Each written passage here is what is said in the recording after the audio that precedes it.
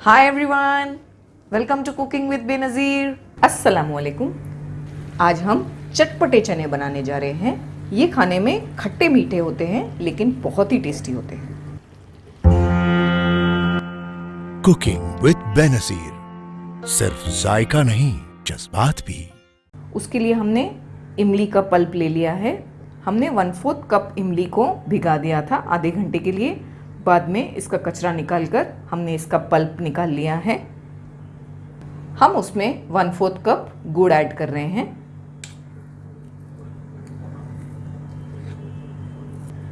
दो टीस्पून कश्मीरी मिर्ची पाउडर, आप कोई भी मिर्ची पाउडर यूज़ कर सकते हैं।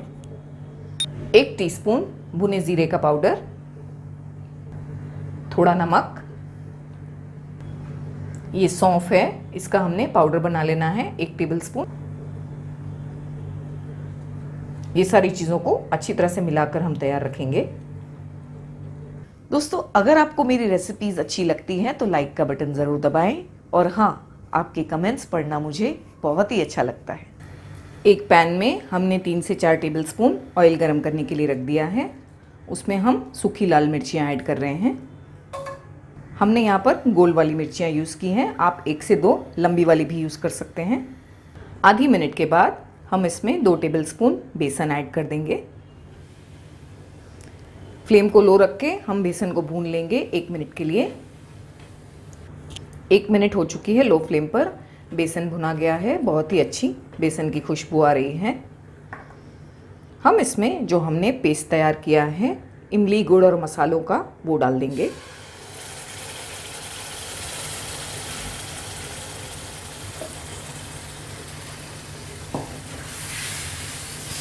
इसे हम चलाते रहेंगे ताकि इसमें लम्प्स नहीं बन जाए।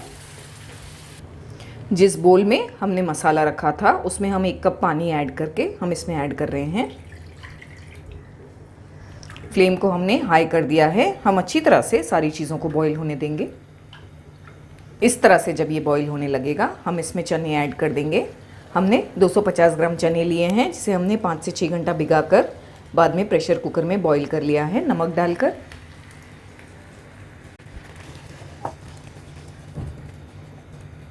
हम अब फ्लेम को लो करके इसे कवर करके 2 से 3 मिनट पकाएंगे लो फ्लेम पर। दोस्तों, इसे आप ज़रूर बनाकर खाएं और खाने के बाद मैं यकीन से कह सकती हूँ आप मुझे ज़रूर याद करेंगे। 3 से 4 मिनट हो गए हैं लो फ्लेम पर इसे पकते। बहुत ही बढ़िया खुशबू आ रही है, सारा घर खुशबू से महक गया है और इसकी कंसिस्टेंसी बिल्कुल परफेक्ट है। हम इसे कुछ देर के लिए रख देंगे ऐसे ही, तो थोड़े और थिक हो जाएंगे ये। बस ये बिल्कुल परफेक्ट है। अगर आप चाहें ज़्यादा ग्रेवी वाले तो आप थोड़ा सा और पानी ऐड करके इसे और ग्रेवी बना लें। हम इसे कटा हुआ हरा धनिया और कटी हुई प्याज के साथ सर्व करेंगे।